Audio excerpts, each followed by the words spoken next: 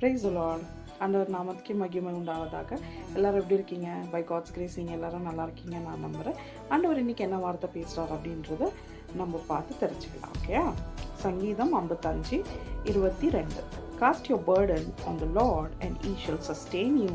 He shall never permit the righteous to be moved. He shall never permit the righteous to be moved. உங்கள் ஆண்டவர் என்ன சொல்கிறாரு? உங்கள் பாரத்தை எல்லாம் கர்த்தர் மேல் வைத்து விடணும். நம்ம பாரத்தை எல்லாமே கர்த்தர் மேல் நம்ம வைத்து விடணும். அதுக்கப்புறம் என்ன சொல்கிறாரு? Riches to be mood.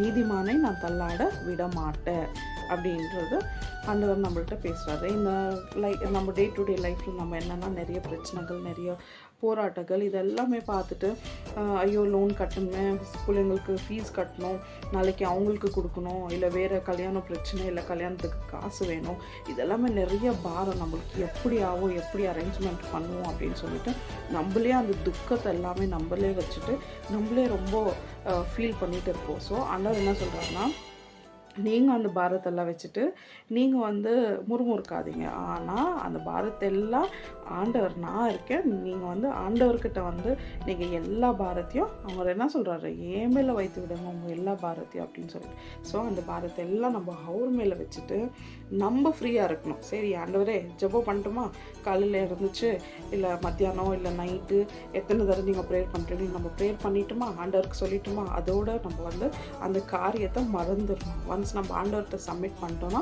அது எல்லாமே நம்ம ஞாபகம் பண்ணக்கூடாது. அவர் மேலே சொல்லிவிட்டு அவர்கிட்ட சொல்லிவிட்டு எல்லாமே நம்ம விட்டுடணும். ஏன்னா அவர் தள்ளாட விட மாட்டார், ஒருபோதும் தள்ளாட விட மாட்டார். அவரே சொல்லியிருக்காரு, அவர் நம்மளுக்கு என்னவாக இருக்கிறாரு? ப்ரொவைடராக இருக்கிறாரு, அவர் நம்மளுக்கு ஹெல்ப்பராக இருக்கிறாரு.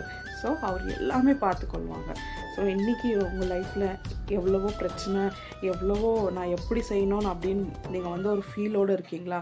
இருக்காதீங்க. ஆண்டவர்கிட்ட எல்லா பிரச்சனையும் சொல்லிவிடுங்க. அவரு நம்ம பாரத்தை எல்லாமே தீர்ப்பார், அவர் நம்ம பாரத்தை எல்லாமே எடுத்துப்பார். ஓகே, ஸோ இன்றைக்கி ஆண்டவர் இந்த வார்த்தையை பேசினாரு. நாளைக்கு நம்மளிடத்தில் என்ன வார்த்தை பேசினாரோ நாளை தினத்தில் நம்ம பார்க்கலாம்.